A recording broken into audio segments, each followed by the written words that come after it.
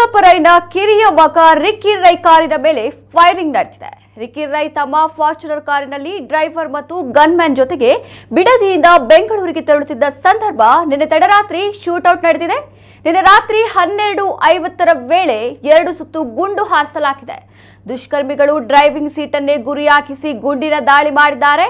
ಬಿಡದಿಯ ಖಾಸಗಿ ಆಸ್ಪತ್ರೆಗೆ ಗಾಯಾಳು ರಿಕ್ಕಿ ರೈಯನ್ನ ದಾಖಲಿಸಲಾಗಿದ್ದು, ನಂತರ ಹೆಚ್ಚಿನ ಚಿಕಿತ್ಸೆಗೆ ಬೆಂಗಳೂರಿನ ಆಸ್ಪತ್ರೆಗೆ ಶಿಫ್ಟ್ ಮಾಡಲಾಗಿದೆ. ದುಷ್ಕರ್ಮಿಗಳು ಡ್ರೈವಿಂಗ್ ಸೀಟನ್ನೇ ಗುರಿಯಾಗಿಸಿ ರಿಕ್ಕಿ ರೈ ಮೇಲೆ ಗುಂಡಿನ ದಾಳಿ ನಡೆಸಿದ್ದರು. ಸಾಮಾನ್ಯವಾಗಿ ರಿಕ್ಕಿ ರೈ ತಾನೇ ಕಾರು ಚಾಲನೆ ಮಾಡುತ್ತಿದ್ದ ಕಾರಣ ಡ್ರೈವಿಂಗ್ ಸೀಟನ್ನೇ ಟಾರ್ಗೆಟ್ ಮಾಡಲಾಗಿತ್ತು. ಆದರೆ ಈ ಬಾರಿ ಕಾರನ್ನ ಚಾಲಕ ರಾಜು ಚಲಾಯಿಸುತ್ತಿದ್ದು ಕೂದಲೆಳೆ ಅಂತರದಲ್ಲಿ ಪ್ರಾಣಾಪಾಯದಿಂದ ಪಾರಾಗಿದ್ದಾರೆ. ಆದರೆ ಪಕ್ಕದ ಸೀಟಿನಲ್ಲಿದ್ದ ರಿಕ್ಕಿ ರೈಗೆ ಗುಂಡು ತಗುಲಿ ಗಂಭೀರ ಗಾಯವಾಗಿದೆ.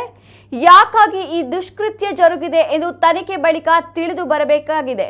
ಘಟನೆ ಕುರಿತು ರಾಮನಗರ ಪೊಲೀಸ್ ಠಾಣೆಯಲ್ಲಿ ಪ್ರಕರಣ ದಾಖಲಾಗಿದ್ದು ಪೊಲೀಸರು ತನಿಖೆ ನಡೆಸ್ತಾ ಇದ್ದಾರೆ.